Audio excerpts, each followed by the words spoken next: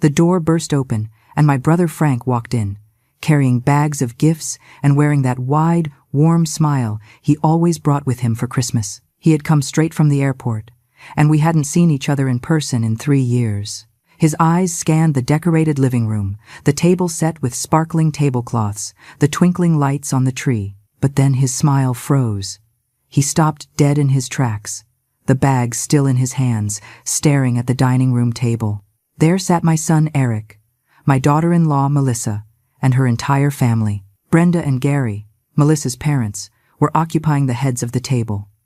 Jessica, Melissa's sister, was laughing loudly in my favorite chair. Everyone was eating, drinking wine, and celebrating as if everything was normal. Frank dropped one of the bags.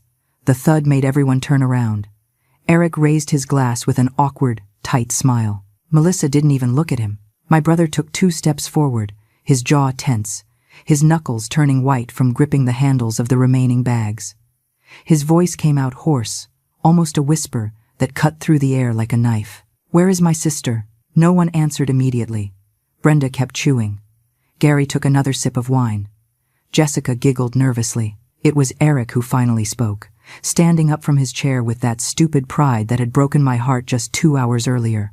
"I kicked Mom out. My wife can't stand her." He said it just like that, chest puffed out, as if he had done something admirable.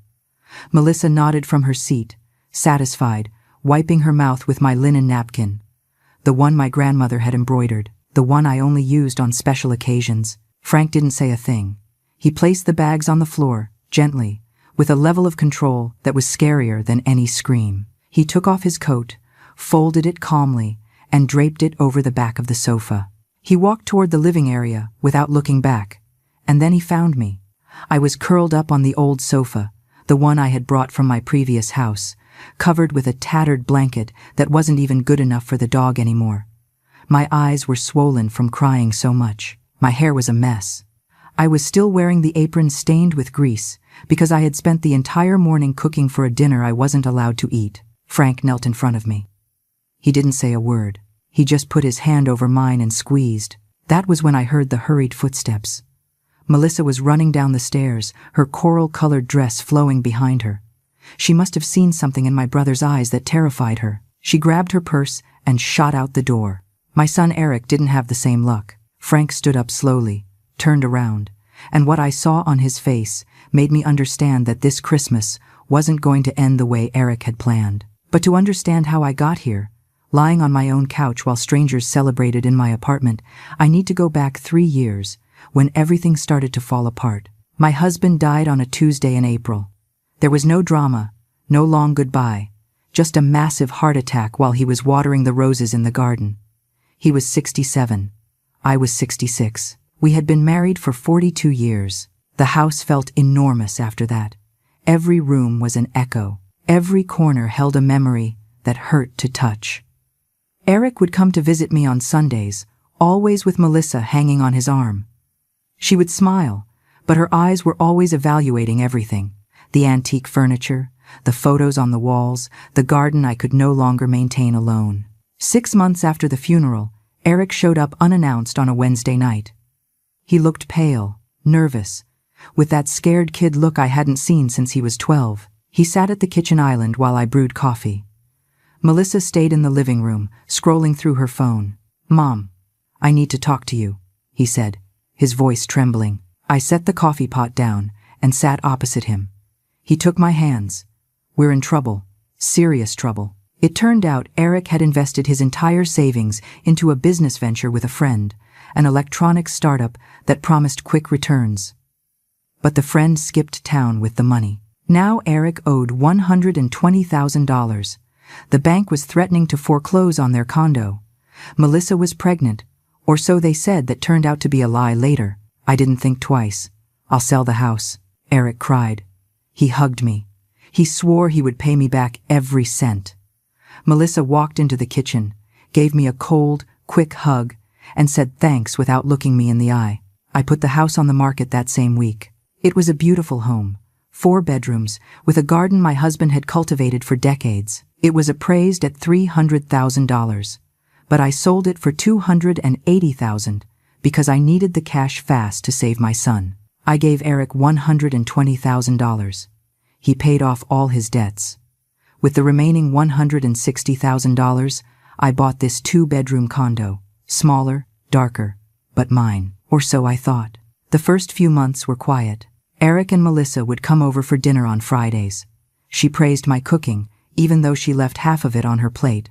Eric helped me with the grocery bags. It seemed like everything was going to be okay, but then the surprise visits started. Melissa would show up without calling on Tuesday afternoons. She brought her mother, Brenda. The two of them would sit in my living room and talk for hours as if I wasn't there. Brenda smoked inside my apartment, even though I asked her 1,000 times not to. "Oh, Linda, don't be dramatic. It's just one cigarette." Melissa started rearranging my things. She moved my photos. She swapped out the throw pillows. One day I came home from the pharmacy and found she had thrown out 3 of my plants because they looked ugly and old. Those were plants I had cared for over 15 years. "I was doing you a favor, Linda. This place needed to look more modern." When I complained to Eric, he sighed. "Mom, Melissa just wants to help. Why do you always have to create drama?" That was the first time I felt like I was losing my son. But I still didn't know how deep that loss would go. 3 months after moving into the condo, Melissa arrived one Saturday with a key in her hand. My key. The key to my apartment. "Eric gave it to me," she said, as if it were the most natural thing in the world. "So I can come over whenever I want without bothering you." I froze in the doorway. She walked past me, went into the kitchen, opened my refrigerator, and took out the juice. My juice. She poured herself a glass, drank it standing up, and left the dirty glass in the sink. "By the way, my parents are coming for dinner on Friday. Make something nice." She didn't ask. She ordered. In my own home. I called Eric that night. He was at work. I heard voices in the background, laughter, the sound of a busy office. "Mom, what is it?" "I'm busy. Your wife has a key to my apartment. I don't remember giving it to her." Silence. Then a long, annoyed sigh. I gave it to her. "She's my wife, Mom. What's the problem?" "The problem is that this is my home, Eric.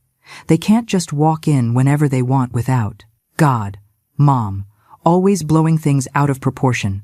Melissa just wants access in case of an emergency. What if something happens to you and we need to get in? Think for a second. He hung up before I could respond. Friday arrived, and with it came Brenda, Gary, and Jessica. The 3 of them walked in like they owned the place. Brenda made herself comfortable in my favorite armchair, the one that had belonged to my mother. Gary turned on the TV without asking and cranked the volume up until the walls vibrated. Jessica opened my pantry and took out the cookies I had bought for myself. "Is dinner ready yet?" Melissa asked, checking her phone. I had spent 4 hours cooking. Roast chicken with potatoes, salad, rice pilaf, and a 3-milk cake for dessert. The table was set perfectly. I had used my good china, the porcelain with hand-painted flowers that my husband gave me for our 20th anniversary. "Is everything ready?" "Perfect. Mom, Dad, Jessica, come eat." They sat down, the 5 of them. Eric arrived 15 minutes later. He kissed Melissa on the forehead. He greeted his in-laws with enthusiastic hugs. He gave me a quick peck on the cheek without meeting my eyes. I remained standing by the kitchen island. "Aren't you sitting down, Mom?" Eric asked, pouring himself wine. "There aren't enough chairs." That was a lie. There were 6 chairs. But Brenda was in my spot, at the head of the table, where I always sat. "Oh, well, you can eat later in the kitchen," Melissa said, carving the chicken. "That way you give us some space.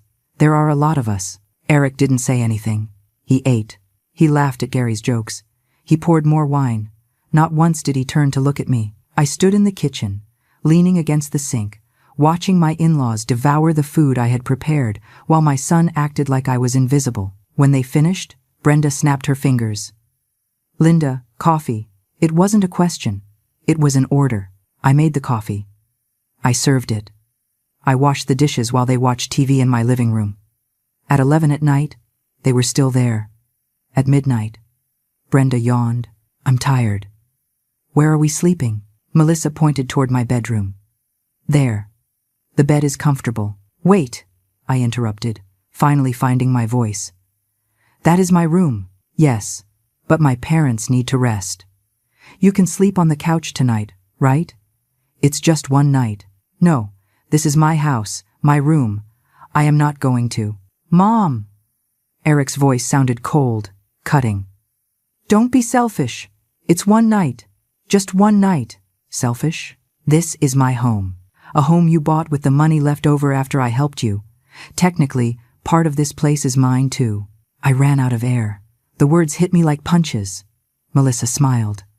Brenda and Gary were already walking toward my bedroom. Jessica was carrying their suitcases.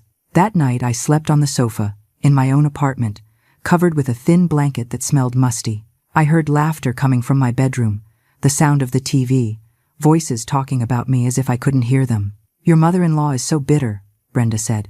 I know, Mom, but Eric is working on it. Soon she'll understand her place.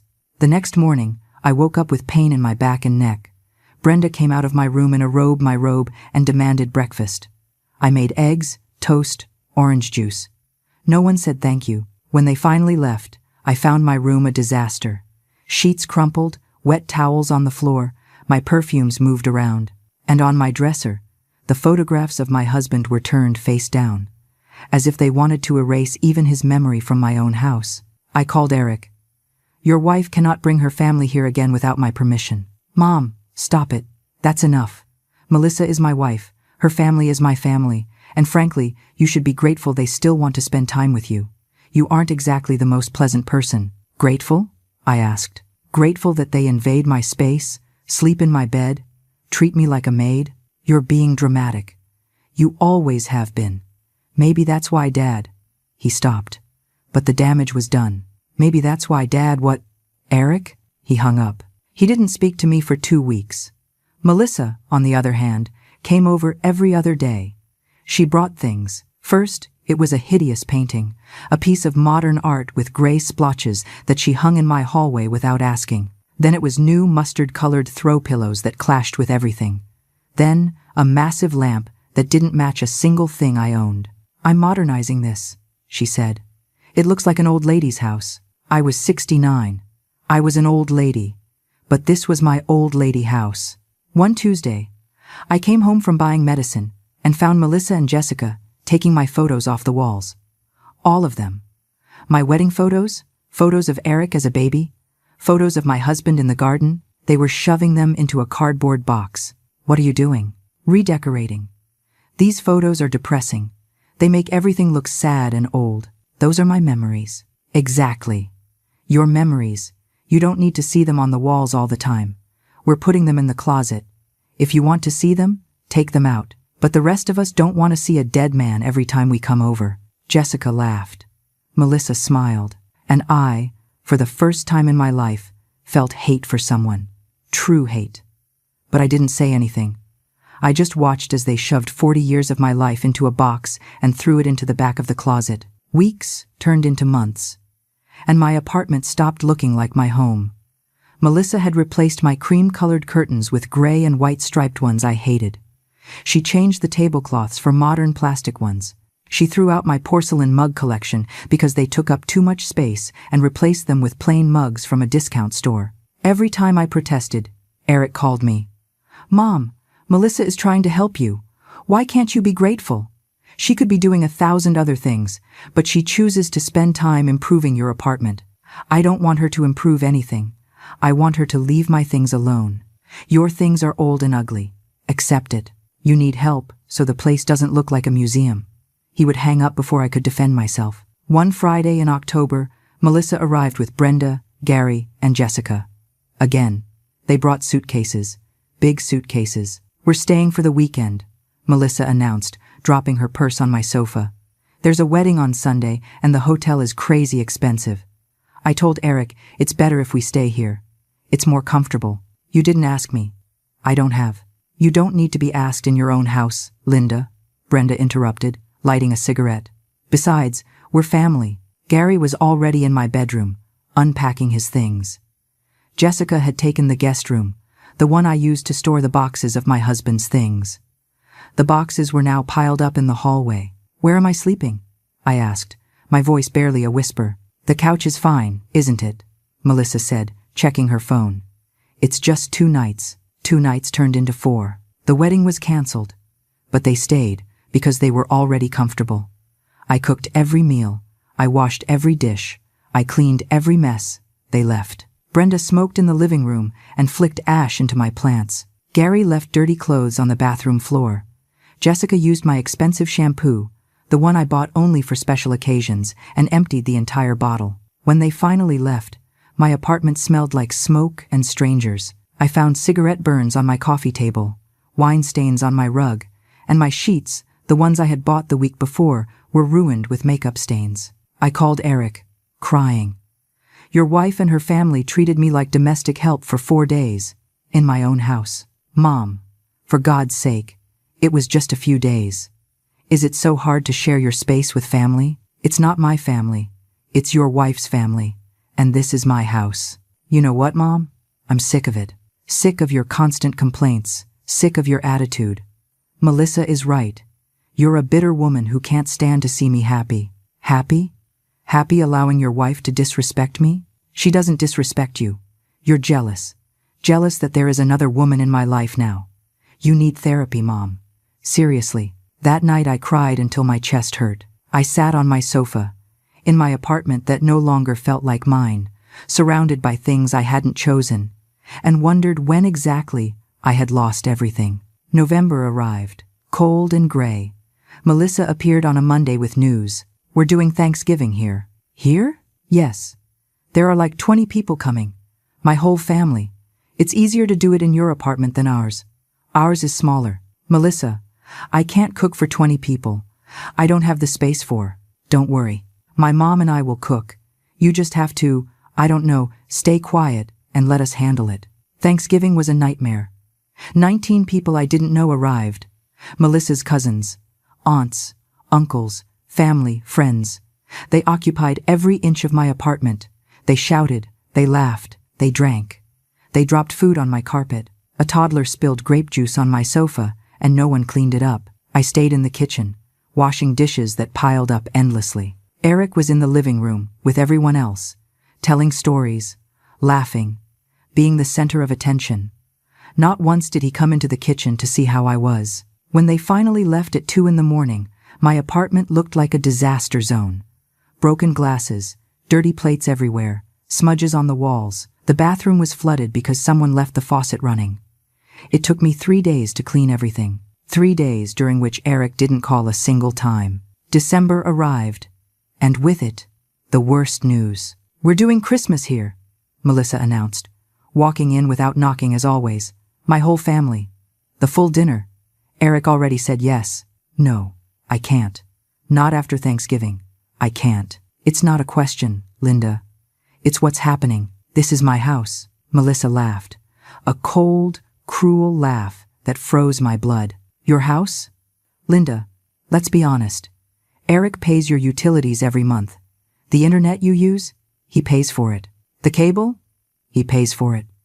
Half your groceries? He buys them. Technically, he maintains this place just as much as you do. That's not. So stop acting like you're the queen of this apartment. You're an old woman living off her son's charity, and you should be grateful we still let you live here. She left before I could respond, leaving me with words that felt like knives in my stomach. That night I called Frank, my brother, the only one I had left. He lived in Texas, over 1,000 miles away. We hadn't seen each other in 3 years because of the pandemic, work, life. Frank, I need to talk to you. I told him everything, every humiliation, every invasion, every moment they had treated me like nothing. I wept into the phone while he listened in silence. When I finished, his voice sounded dangerously calm. Linda, I'm coming for Christmas. I'm buying the ticket right now. You don't have to. I'm coming, and I'm going to fix this. I promise you. But I didn't tell him the worst part. I didn't tell him that 3 days earlier, Eric had come over with documents, legal papers. He wanted me to sign something that gave him shared rights to the apartment. In case something happens to me, he said, to make everything easier. Melissa was standing behind him, smiling. I didn't sign. Not yet. But the pressure grew every day. The week before Christmas, Melissa arrived with boxes of decorations. Not my decorations. Hers, shiny, modern, silver. She took down my small tree with its antique ornaments and put up a huge one that almost touched the ceiling. "This looks much better," she said, hanging balls that looked like mirrors. I packed my ornaments into a box. The ones my husband and I had collected for 40 years. The ones Eric had made in elementary school. The ones that represented every Christmas of our life together. Now they were in the closet. In the dark. Forgotten. Like me. On December 24th, Melissa arrived early with her entire family. Brenda, Gary, Jessica, and 6 others I didn't know. They started cooking.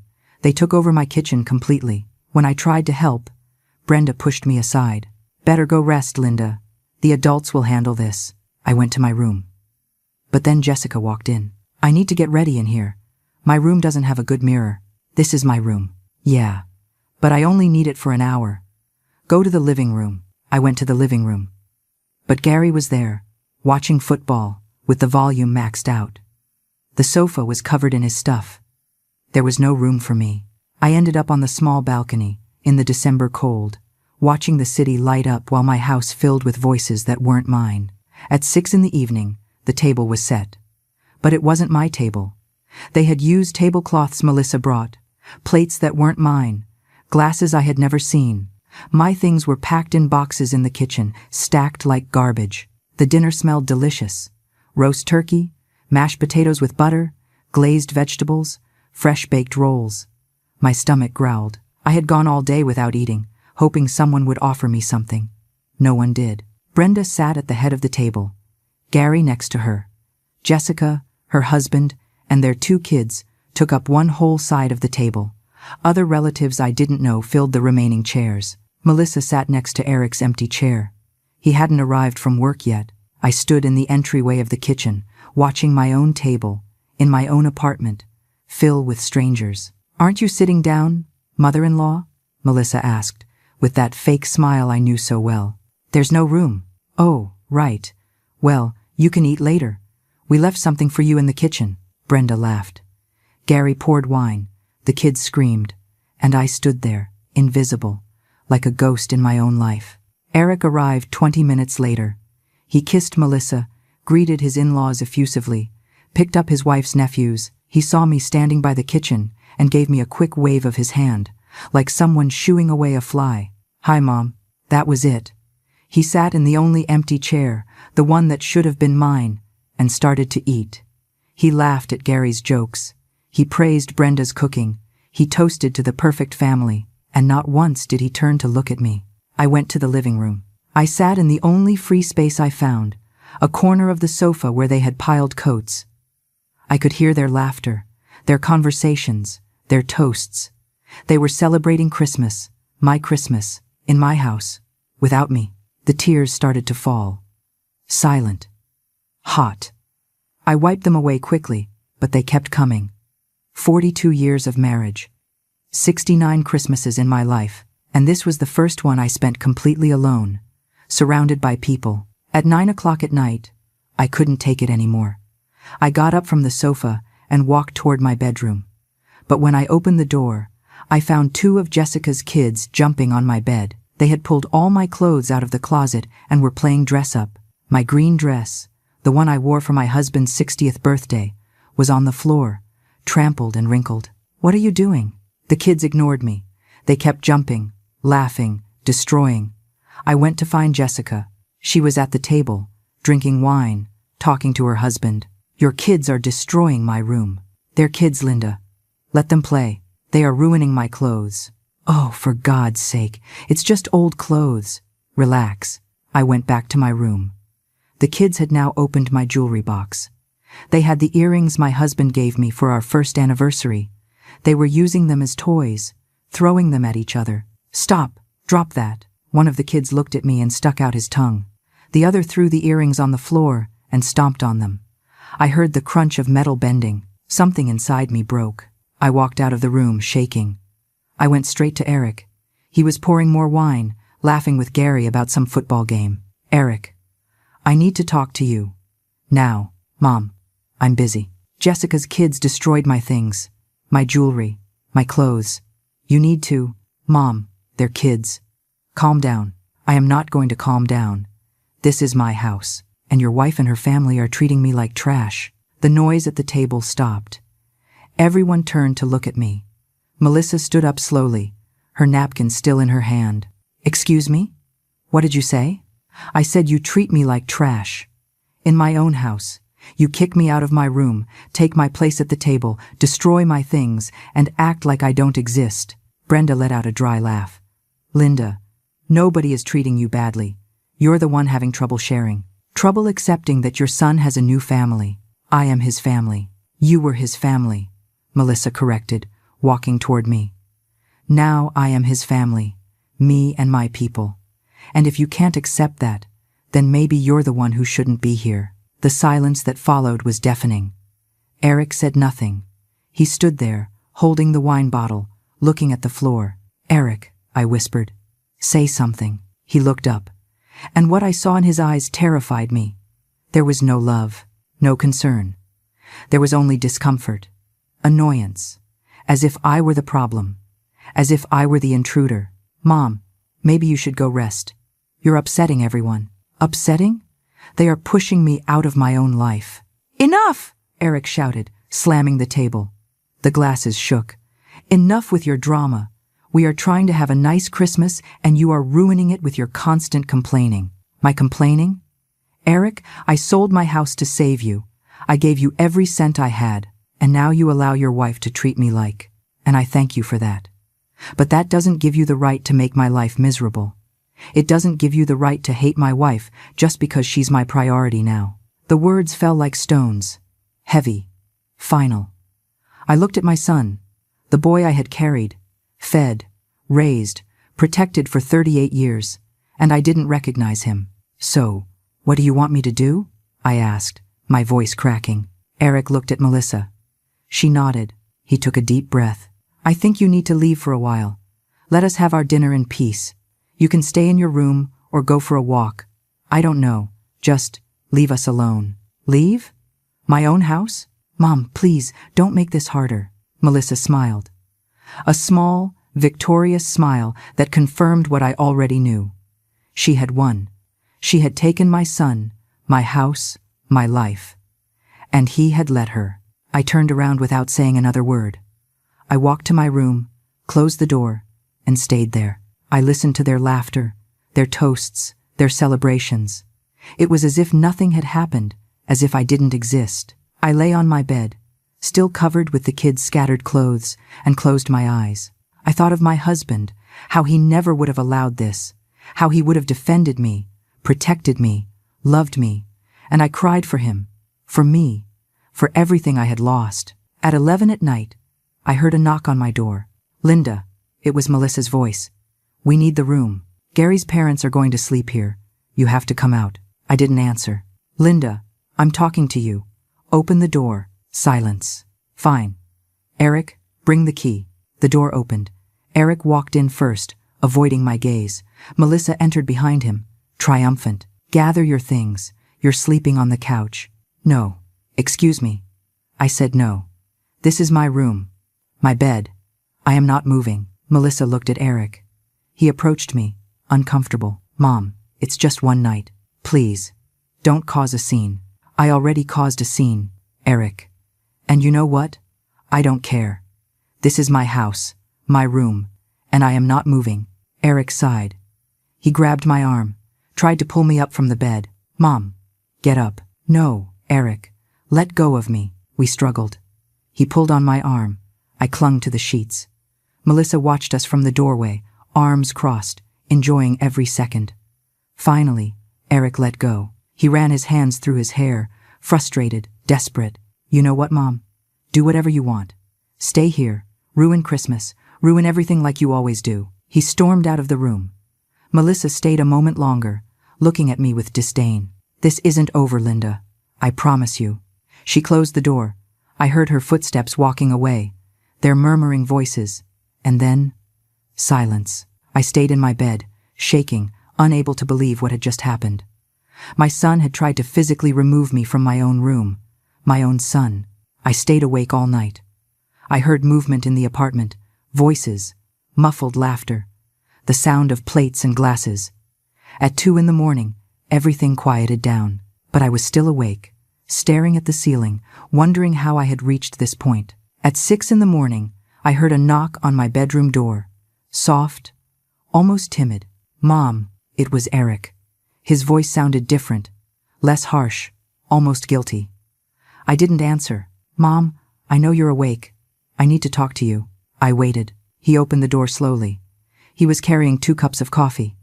He sat on the edge of my bed, offered me one. I refused it. "Listen, about last night. I went too far. I know. I shouldn't have tried to drag you out of your room.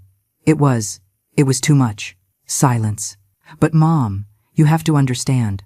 Melissa is my wife. Her family is important to me. And you constantly attack her, criticize her, make her feel bad. I can't keep choosing between you two. You don't have to choose, Eric. You just have to ask her to respect me, to respect my home. She respects you. You're the one who can't accept that things have changed." I sat up in bed. I looked him straight in the eye. "I sold my house for you, the house your father and I built, my memories, my life, everything. I sold it to save you. And this is how you pay me back? By letting your wife treat me like nothing? I appreciate it, Mom. Really. But that was your decision. I didn't force you. You begged me. You cried. You told me you would lose everything, and you decided to help. That makes you a good mother. But it doesn't make me your slave forever." The words hit me like slaps to the face. I wanted to scream at him, tell him everything I felt, but I was so tired, so empty, that I could only whisper, "Get out of my room, Eric. Mom, get out, please." He left the coffee cup on the dresser and walked out without another word. He closed the door gently, as if that made what just happened any less painful. I got up. I got dressed. I walked out of my room.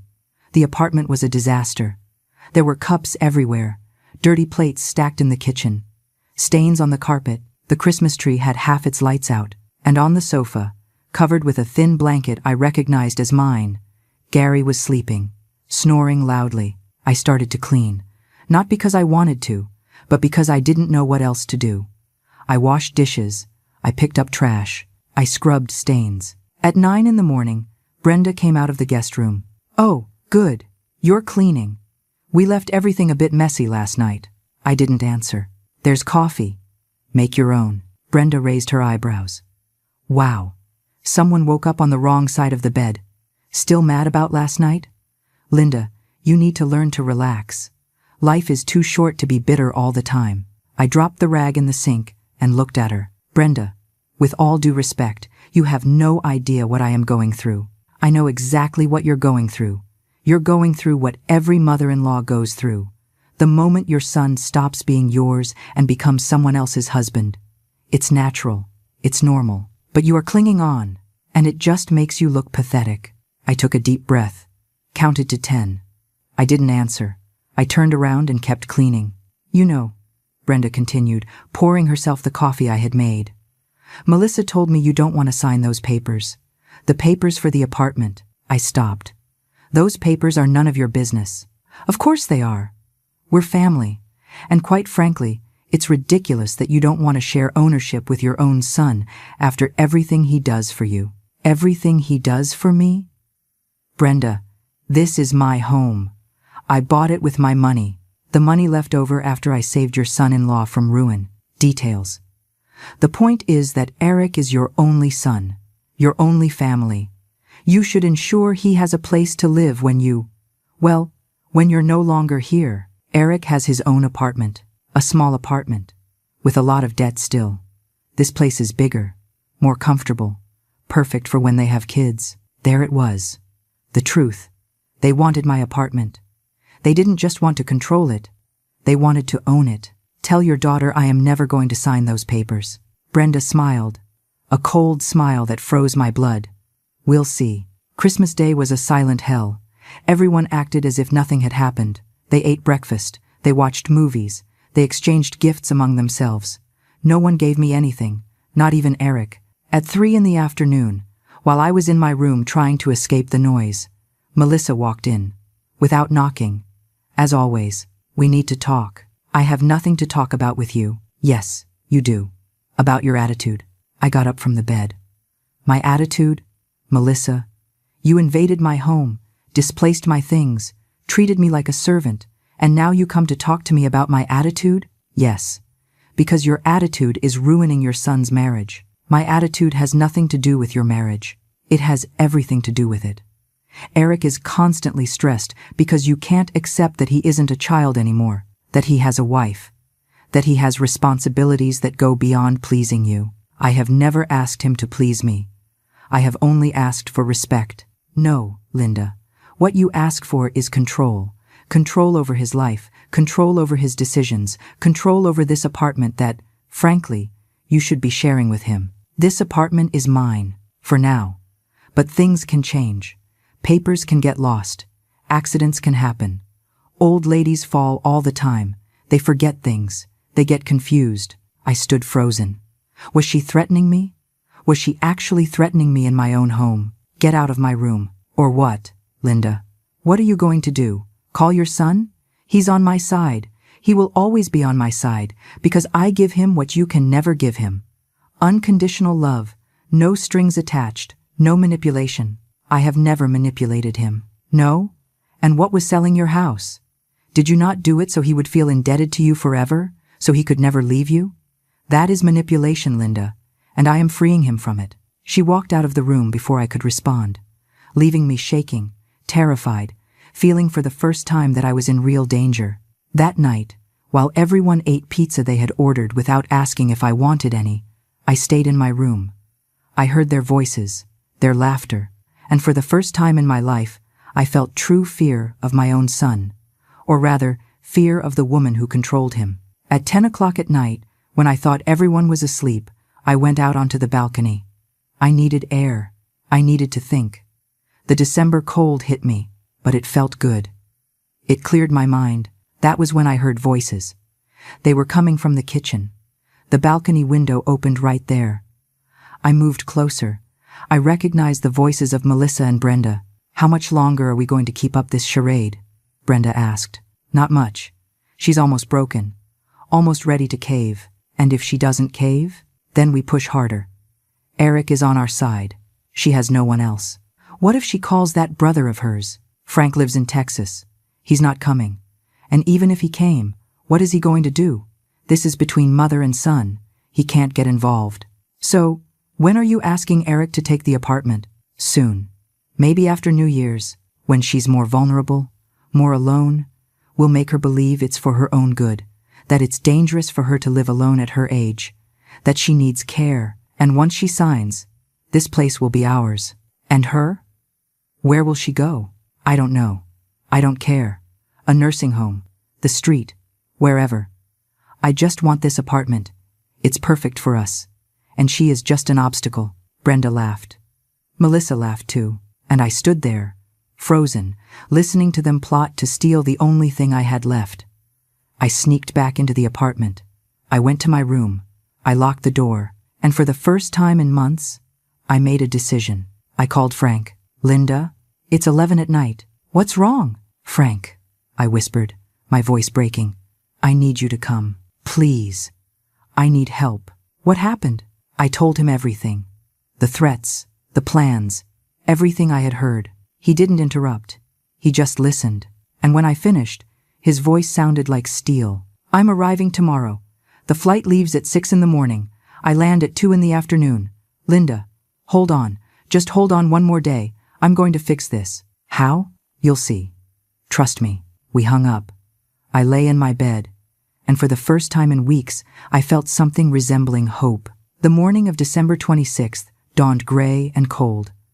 I got up early, before everyone else. I made coffee in silence, trying not to make noise. My hands shook as I held the cup. Frank would arrive in a few hours. I just had to hold on until then. Eric was the first to wake up. He came down in pajamas, his hair messy. He saw me in the kitchen and stopped. Good morning, Mom. Good morning. Awkward silence. He poured coffee and sat at the table. I remained standing by the sink. Listen, he began, without looking me in the eye. We need to talk about something important. My heart raced. I already knew what was coming. Melissa and I were talking. And we think that, well, we think it would be better if you lived in a place more suitable for your age. More suitable? Yes. A place with care, with nurses, with people your age. A place where you can be more comfortable. You are talking about a nursing home. It's not a nursing home, Mom. It's an assisted living facility for seniors. They have activities, gardens, medical attention. It would be perfect for you. I am 69, Eric. I am perfectly healthy.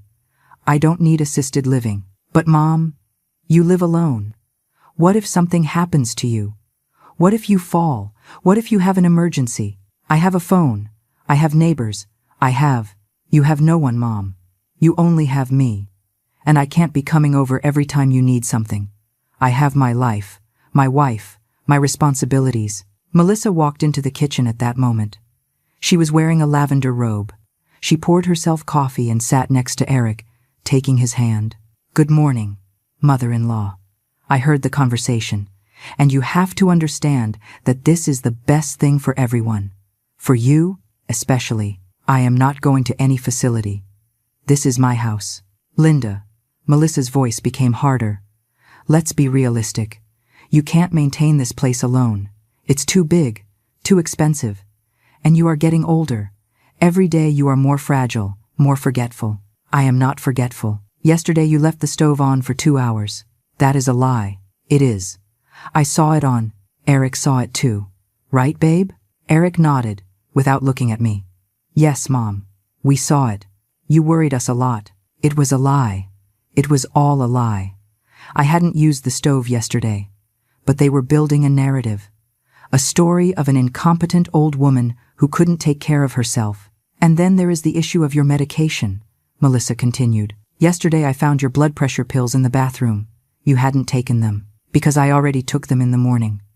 I left the bottle there by accident. Or did you forget? Linda, these are symptoms of senile dementia. You need professional help. I do not have dementia, maybe not yet. But it is starting, and it is better to act now, before it gets worse. I stared at her, disbelieving.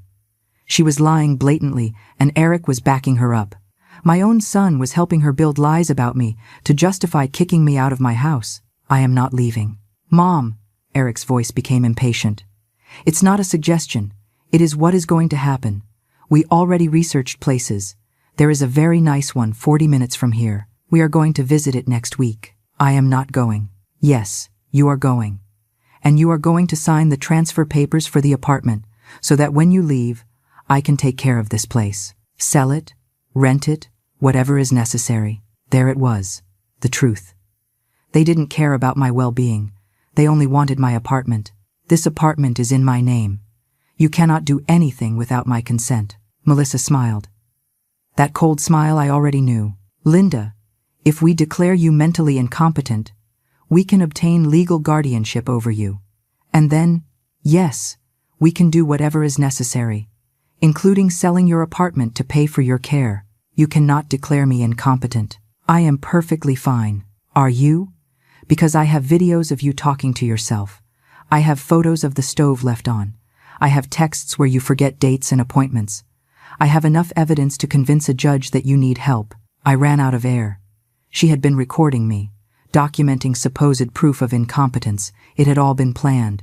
Every invasion, every humiliation, everything led to this moment. You planned all of this. We didn't plan anything, Mom. We are just being responsible. Taking care of you as we should. Brenda walked into the kitchen at that moment, followed by Gary. Did you tell her already? Brenda asked, pouring coffee. We are explaining it to her, Melissa responded. But she's being difficult. Linda, Brenda said, sitting at my table as if it were hers. You have to be reasonable. No one wants to see you suffer. No one wants something bad to happen to you. But you are at an age where things can get complicated quickly. I am 69, Brenda, not 89. Age is just a number. What matters is mental capacity. And clearly, yours is declining. Gary nodded from his spot. Everyone was against me. In my own kitchen.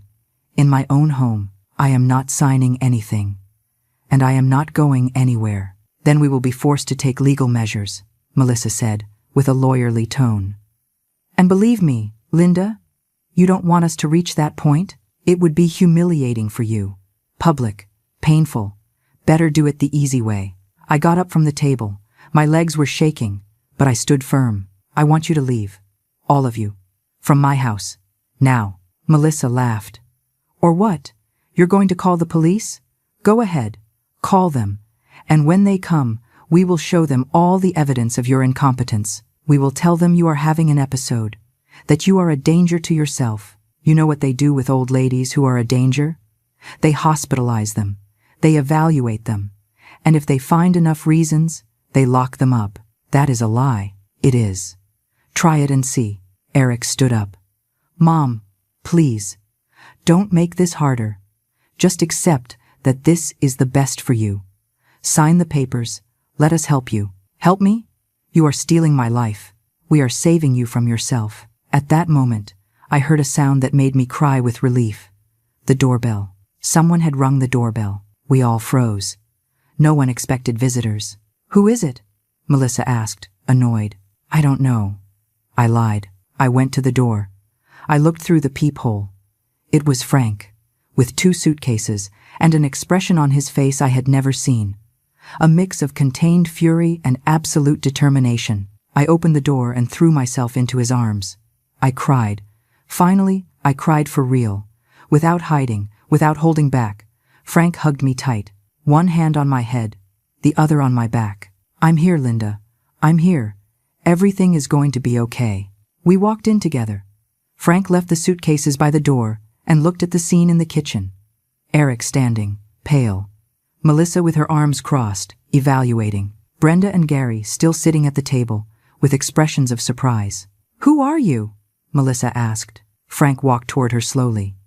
He was a big man, 6 feet tall, with broad shoulders and large hands. He had been a boxer in his youth, and although he was 65 now, he was still intimidating when he wanted to be. I'm Frank, Linda's brother. And who are you to speak to my sister like that in her own house? Melissa took a step back. I'm her daughter-in-law, Eric's wife. Ah, the wife. Frank looked her up and down with disdain. I've heard a lot about you. Nothing good. I don't know what your sister told you, but she told me the truth.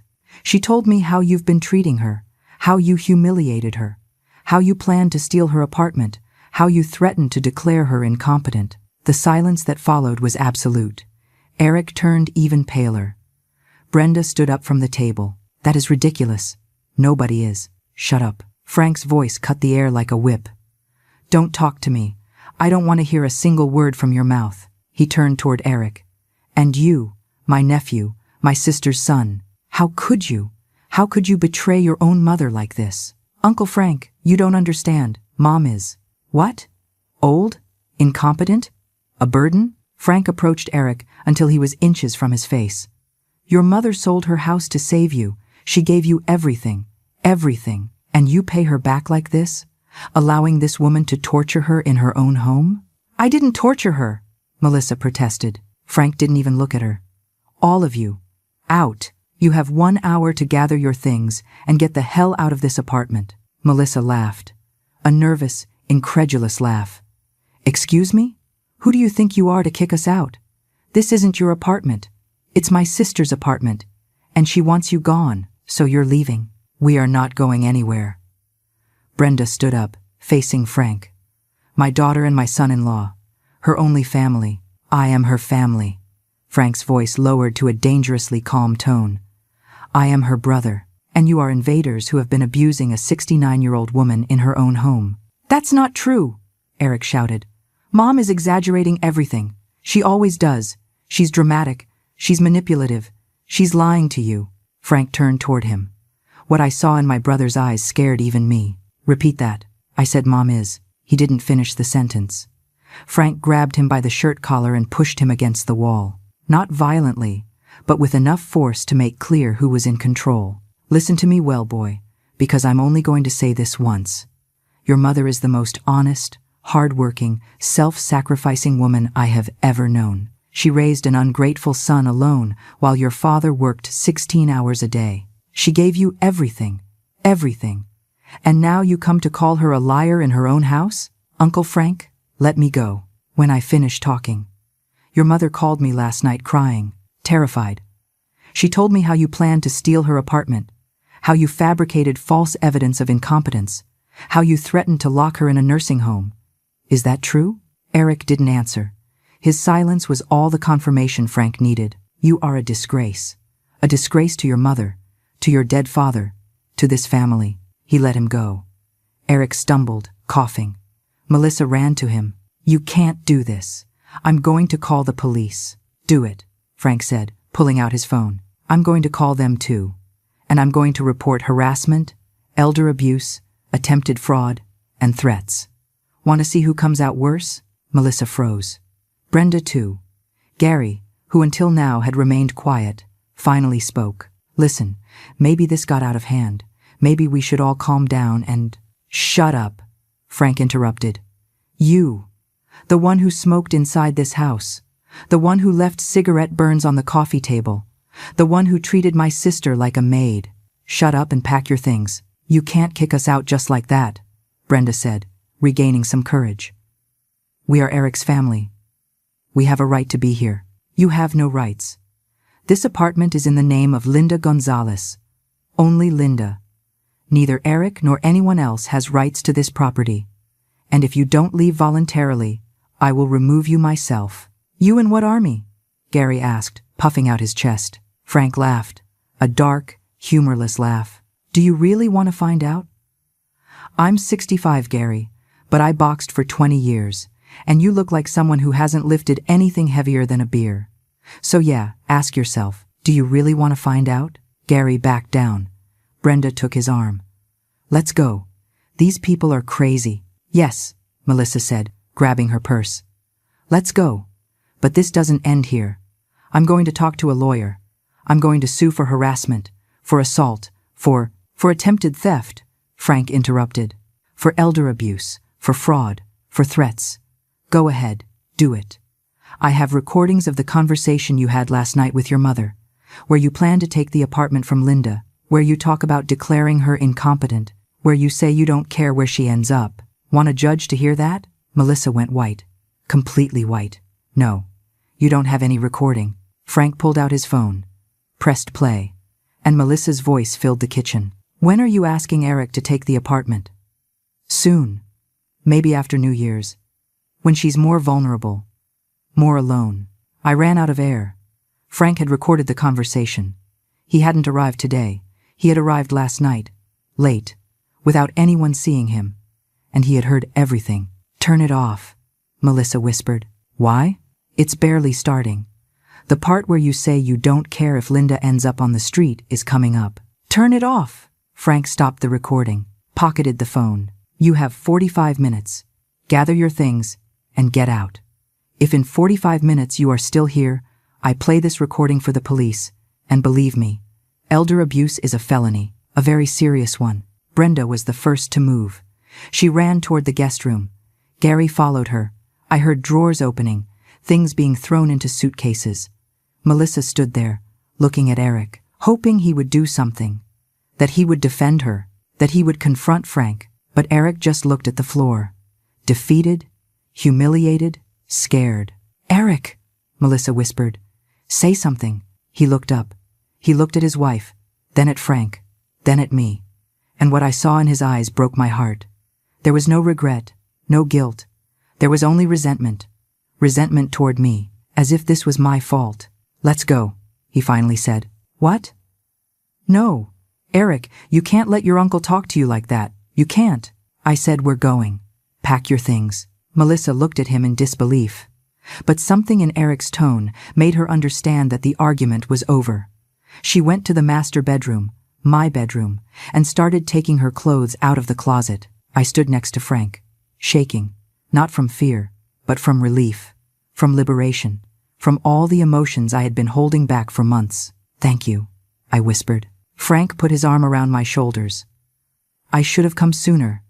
I should have visited you. If I had known, you couldn't know. I didn't tell you. You should have. From the beginning, I was ashamed. Ashamed that my own son treated me like this. The shame is his. Not yours. Never yours. The next 40 minutes were chaotic. Brenda and Gary came down with 4 suitcases. Jessica appeared from somewhere, confused, asking what was happening. No one explained. They just shoved her in the car and left. Melissa came down with 3 suitcases and 2 bags. She didn't look at me. Not once. She walked past me, as if I were invisible. As if I didn't exist. Eric was the last one. He came down with a backpack and a small bag. He stopped in front of Frank. "Can I talk to my mother?" "Alone." Frank looked at me. I nodded. He went out to the balcony but left the door ajar, enough to intervene if necessary. Eric approached me. For a moment, I thought he would apologize, that he would acknowledge what he had done, that he would ask for forgiveness. But instead, he said, "This isn't going to stay like this, Mom. Melissa is right. You need help, and I'm going to make sure you get it, with or without your consent." "Eric, no, let me finish. I know right now you're happy, that you think you won. But Uncle Frank can't stay here forever. And when he leaves, I'm coming back. And we're going to finish this conversation. About your future. About this apartment. About everything. Are you threatening me? I'm promising you that I'm going to take care of you, even if you don't want me to, because I am your son, and that is my responsibility." He left without saying another word. I heard the door close. I heard his footsteps walking away down the hall. I heard the silence that remained afterward. Frank came in from the balcony. "Are you okay?" "I don't know." I sat on the sofa. My sofa, in my living room, in my apartment, and for the first time in months, it was quiet. No strange voices, no alien laughter, no invaders. But I didn't feel victorious either. I felt empty, broken, because I had lost my son, the boy I carried, whom I nursed, whom I cared for 38 years. I had lost him to a woman who had turned him into someone I didn't recognize. "He's going to come back," I said quietly. "I know. He's going to try to take the apartment. Not if I can help it." Frank sat next to me, took my hand. "Linda, I need to ask you something, and I need you to be honest. Do you want to stay here? In this apartment? After everything that happened? It's my home. I know. But it's full of bad memories now. Every corner, every room. Do you really want to stay?" I thought about it. I looked around. The walls Melissa had painted gray. The furniture she had moved. The curtains she had changed. He was right. This place no longer felt like my home, but it was the only thing I had left.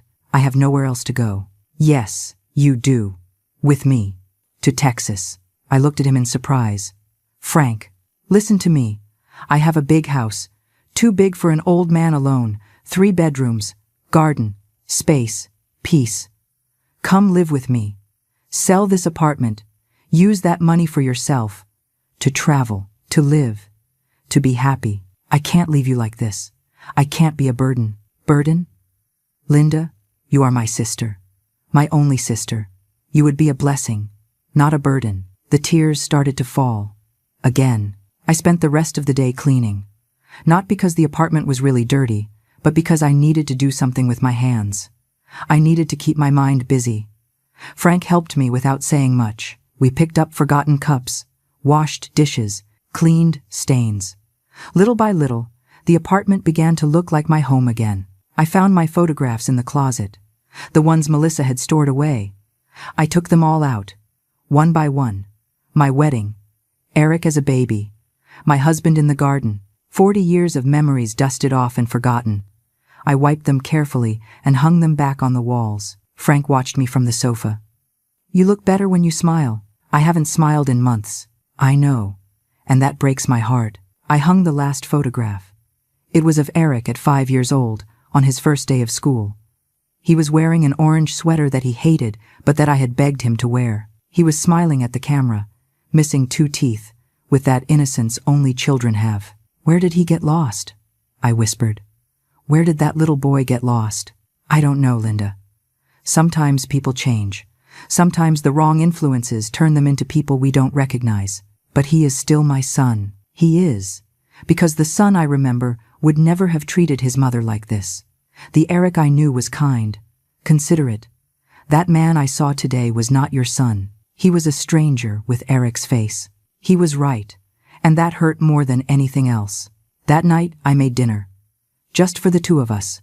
Roast chicken with potatoes, simple salad, homemade bread. While I cooked, Frank put on music, old boleros our parents used to listen to, the house filled with the voice of Los Panchos. With memories of a simpler time, we ate in silence. A comfortable silence. No tension. No fear. It was strange to be at my own table without feeling anxiety, without expecting someone to criticize my food or demand something. "This is delicious," Frank said, serving himself more. "It's just chicken. It's the best chicken I've eaten in years. Because it's made with love, not obligation." After dinner, we sat in the living room. Frank made coffee. We settled onto the sofa, each with a cup, watching the city lights through the window. "Did you really mean it?"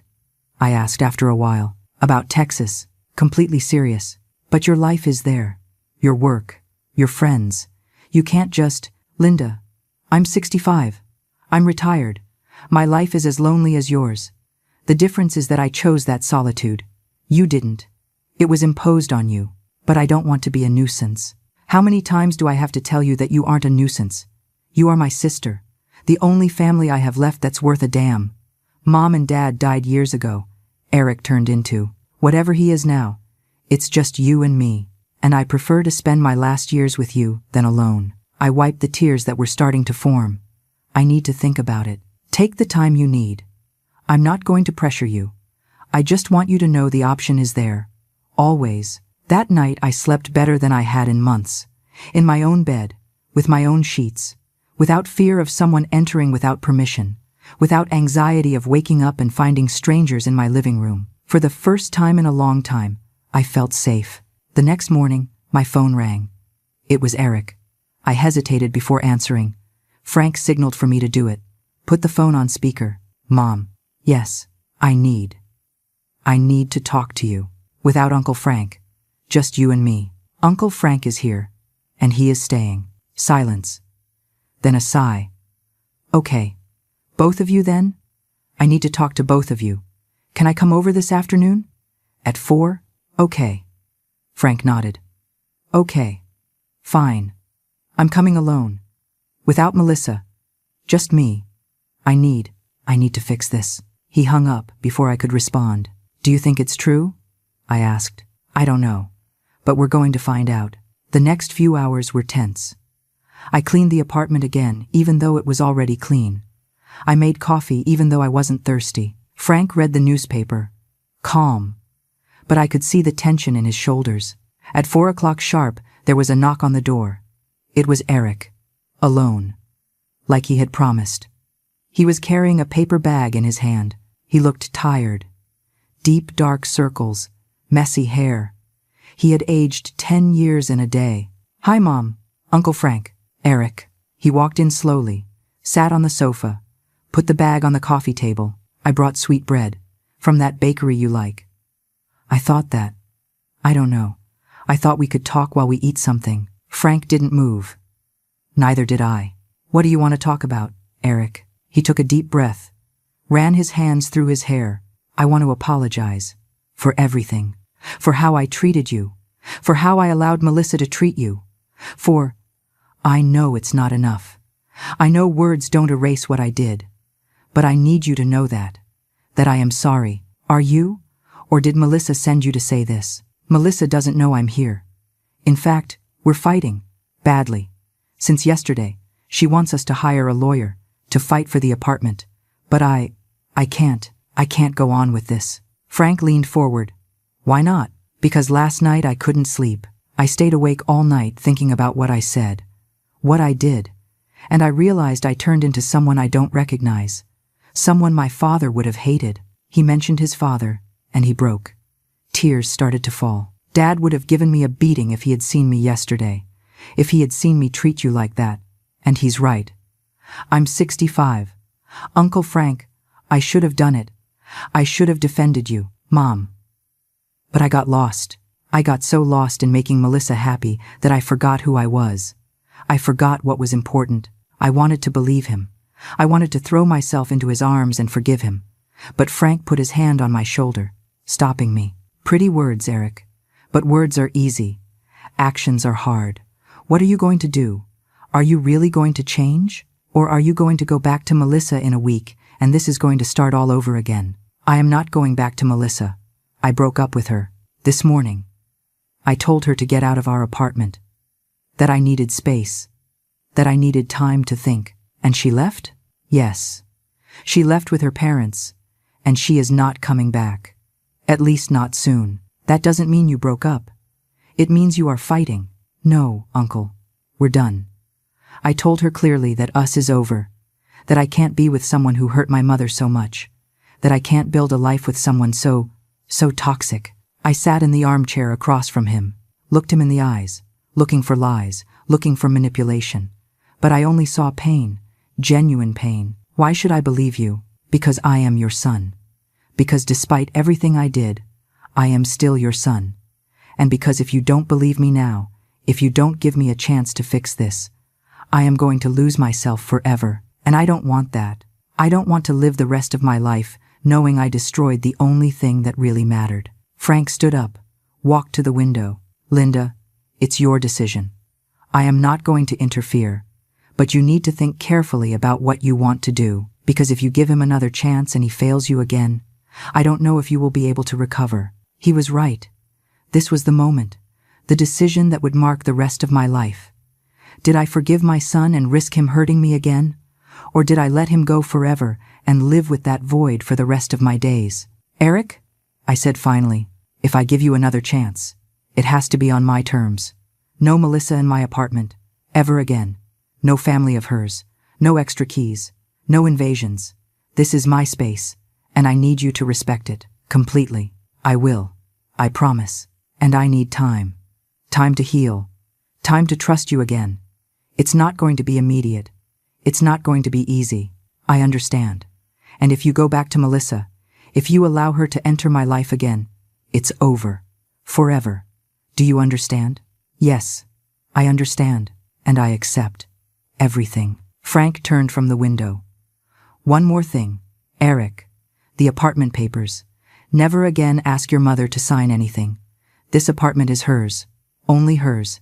And that's how it's going to stay until she decides what to do with it. You're right. I never should have pressured her. That apartment is hers. Completely hers. We stood in silence. The three of us, the weight of everything that had happened hanging in the air. Shall we eat the sweet bread? Eric asked timidly. I looked at Frank. He shrugged. I guess so. We ate sweet bread, the three of us. In silence at first. Then, little by little, the conversation started.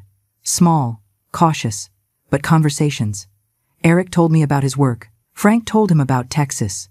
I listened, observed, trying to decide if this was real or just another act. Time would tell.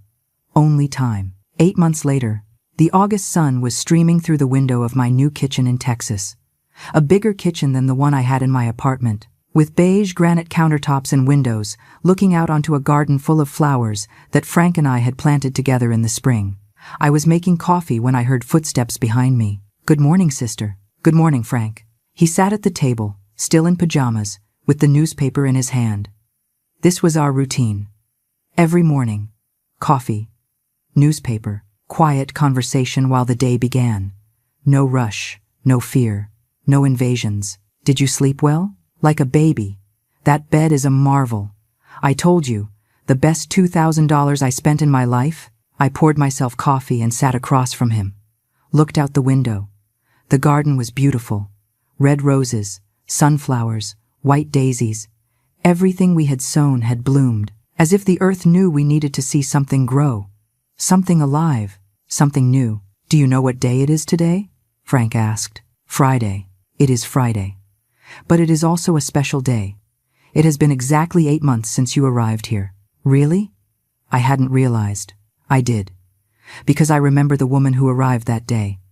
Broken, scared, defeated. And I look at the woman standing in front of me now.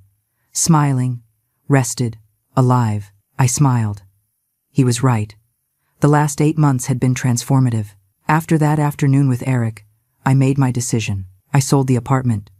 It was faster than I expected. A young couple bought it for cash. $200,000. More than I had paid. With that money, I moved to Texas, to Frank's house. He gave me the master bedroom, the one with its own bathroom and garden view. I decorated it to my taste. I hung my photographs. I put up my cream curtains. I went back to using my porcelain china, and for the first time in years, I felt like I had a home. Frank didn't charge me rent. He didn't ask me to contribute to expenses. But I insisted. I paid half the food. I cooked. I cleaned. Not because I had to, but because I wanted to. Because that way I felt useful, valued. We made friends in the neighborhood. Ellen and Eulalia, two 72-year-old sisters who lived 3 houses down. They visited us every Tuesday to play cards. We laughed. We gossiped. We shared recipes. It was the life I had always wanted, but never had. Did you speak to Eric this week? Frank asked, putting down the newspaper. On Wednesday, he called to see how I was. And how is he doing with everything? Better, I think. He says therapy is helping him, that he is learning to set boundaries, that he is working on himself. After I sold the apartment, Eric went into a crisis. The separation from Melissa became official. She sued him for half the condo. He hired a lawyer. It was a long, ugly, painful process. But finally, it ended. Melissa kept her half, Eric his. Now he lived alone in a small apartment. More modest, but his. No debt, no Melissa, no in-laws, just him. And for the first time in years, he was learning who he was without someone manipulating him. We spoke once a week. Short conversations, cautious. He told me about his therapy, about his job, about his life. I told him about Texas, about the garden, about my new friends. It wasn't like before. It probably would never be like before again. But it was something. A start. A chance to rebuild what had been broken. Do you think you'll ever forgive him completely? Frank asked. I don't know. There are days when I remember everything that happened and I feel anger. Days when I think about how he treated me and I want to hang up when he calls. But then there are days when I remember the boy he was, the son I lost, and I want to give him another chance. It's normal. Forgiveness isn't an event. It's a process. I know. My therapist tells me the same thing. Yes. I was in therapy too. Frank had helped me find a wonderful psychologist, a 50-year-old woman named Aurora, irony of the name, who had helped me process all the trauma, all the emotional abuse, all the pain. The sessions were hard. I cried a lot. I screamed a lot. But little by little, I began to heal. I began to understand that nothing that happened was my fault, that I didn't deserve to be treated like that I had a right to set boundaries, to say no, to protect myself. And Melissa? Frank asked. Do you know anything about her? Eric says she got married again, to an older man, rich, has a big house on the outskirts of the city. Of course, she found her next victim, apparently. But she's not my problem anymore. Not our problem. We finished the coffee in comfortable silence. Outside, the birds sang. The sun warmed the garden. Everything was at peace. You know what I'd like to do today? I said suddenly. What? Go to the farmer's market. Buy fresh flowers, maybe some vegetables, make a special dinner, invite Ellen and Eulalia. Celebrate these 8 months. Frank smiled. Sounds perfect to me. We went to the market. We bought flowers, tomatoes, squash, fresh herbs. The vendor, a 60-year-old man named Adrian, recognized us immediately. My favorite customers. How are you? Very well, Adrian. How is the family? Growing? My daughter had another baby. That makes 3 grandkids. Congratulations. We talked. We laughed. We paid. And as we walked back to the car with our full bags, Frank looked at me. You're happy here, right? Yes. Happier than I have been in years. I'm glad. Because seeing you happy makes me happy. That night I made a beautiful dinner. Roast chicken with vegetables. Rice with herbs. Homemade bread. Lemon dessert. Ellen and Eulalia arrived at 7. With wine and laughter, we ate in the garden, under the stars, with candles lighting the table. We talked about everything. About our lives, our children, our mistakes, our triumphs. Ellen told me about her divorce 20 years ago. Eulalia about the loss of her husband. Frank about his loneliness before I arrived. And I told them my story. For the first time. Complete. Without shame. Without fear. I told them about Eric. About Melissa. About the invasions. The humiliations. The pain. And when I finished, Ellen took my hand. You are very brave, Linda. Not all women would have had the courage to leave, to start over at your age. I didn't feel brave. I felt scared. Courage isn't the absence of fear. It's acting despite the fear. And that is exactly what you did. That night, after Ellen and Eulalia left, I stayed alone in the garden, watching the stars, thinking about everything that had happened, about everything I had lost, but also about everything I had gained. I had lost my apartment, but I gained a home. I had lost my son, at least for a while, but I gained my dignity. I had lost my previous life, but I gained a new opportunity. My phone rang. It was Eric. I hesitated a second before answering. Hello. Hi, Mom. I know it's not our day to talk, but I wanted to hear your voice. Is everything okay? Yes, everything is okay. I was thinking about you, about how you are, about if you are happy. I am happy, Eric. I'm glad. I'm really glad. Because you deserve to be happy, more than anyone. And I am so sorry that I was the one who took that happiness from you. Eric. No, Mom, let me finish. I've been in therapy for 8 months, working on me, understanding what I did. And every day, I realize more how terrible I was, how I failed you, and I want you to know that I don't expect you to forgive me. I don't expect us to go back to how we were before. I just hope. I hope I can be better. Little by little, and someday, maybe, I can call you my mother again, without it hurting you. The tears started to fall. But this time, they weren't tears of pain. They were tears of something resembling hope. You are always going to be my son, Eric. Always. Thank you, Mom. I love you, even though I don't deserve it. I love you. I love you too. We hung up. I stayed there, in the garden, with the phone in my hand. Frank came out of the house with 2 cups of tea. Are you okay? Yes? I think so. Was it Eric? Yes. Good news? Yes. I think so. We sat together in the garden, drinking tea, watching the stars. And for the first time in my life, I felt true peace. Not perfect happiness, not absence of pain, but peace. The peace that comes from knowing you survived, that you stood firm, that you didn't let yourself be destroyed. At my 69 years, I had learned the most important lesson of my life. That it is never too late to start over. That it is never too late to choose yourself. That it is never too late to be happy. And as the wind moved the flowers in the garden and Frank hummed an old song, I closed my eyes and smiled. Because finally, after so much time, I was home.